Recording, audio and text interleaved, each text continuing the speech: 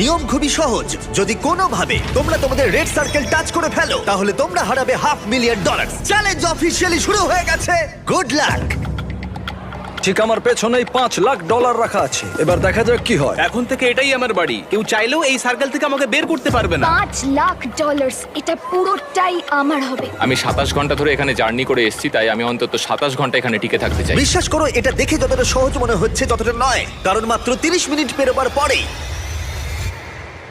এটা হলো।